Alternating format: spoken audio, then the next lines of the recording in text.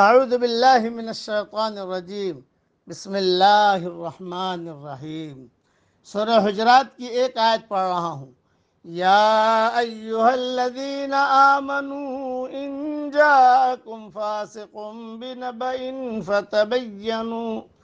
فتبینوا ان تصیبوا قوما بجہالہ فتصبحوا علی ما فعلتم نادمین۔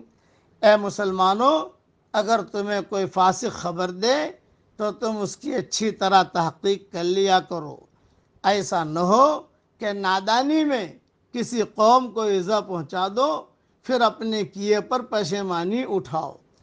یہ سورہ حجرات کی آیت ہے، اور اس میں سورہ حجرات میں اللہ جل جلالہ عما نوالہ نے کچھ اصول بیان کیے ہیں کہ معاشرہ کیسے خوشگوار بنتا ہے، اس میں سورہ حجرات کی تعلیم ہے۔ سنتے جائیے آپ۔ نمبر 1، فتبینوا، خبر کی خوب تحقیق کر لیا کرو۔ نمبر 2، فاصلحوا، مسلمانوں کے درمیان صلح کراؤ۔ نمبر 3، واقسطوا، انصاف سے کام لیا کرو۔ نمبر 4، لا یسخر، ایک دوسرے کا مذاق نہ اڑایا کرو۔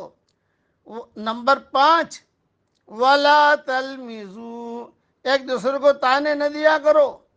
نمبر 6، ولا تنابزوا بالالقاب، ایک دوسرے کو برے القاب سے نہ پکارو۔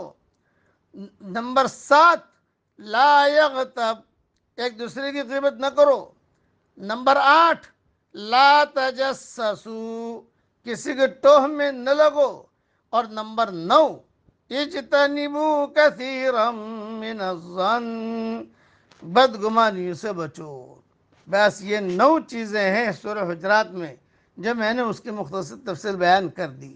اس لیے یہ چیزیں جن چیزوں کو منع کیا اس سے رکنا ہے، جو جس کرنے کا کہا اسے کرنا ہے۔ یہ بہت اہم مضمون ہے سورہ حجرات کا۔ ایک ہی صورت کے اندر اللہ جل جلالہ عما نوالہ نے یہ مضمون بیان کیا ہے۔ اس لیے ہمیشہ یاد رکھیے کہ ایک تو کبھی کسی کی غیبت مت کرو، کسی کا مذاق نہ اڑاؤ، اس طریقے سے کسی کے ساتھ بدگمانی نہ کرو۔ ایک آدمی کسی شخص کے بارے میں بدگمان ہو جاتا ہے تو اس کی ہر بات اس کو غلط معلوم ہونے لگتی ہے، اس کے بارے میں اس کا ذہن منفی رخ پر چل پڑتا ہے، اس کو خوبیوں سے زیادہ وہ اس کے عیوب تلاش کرنے لگتا ہے، اس کی برائیوں کو بیان کر کے اسے بے عزت کرنا اس کا محبوب مشغلہ بن جاتا ہے۔ اکثر سماجی خرابیوں کی جڑ بدگمانی ہے، اس لیے ضروری ہے کہ آدمی اس معاملے میں چوکنا رہے، وہ بدگمانی کو اپنے ذہن میں داخل نہ ہونے دے۔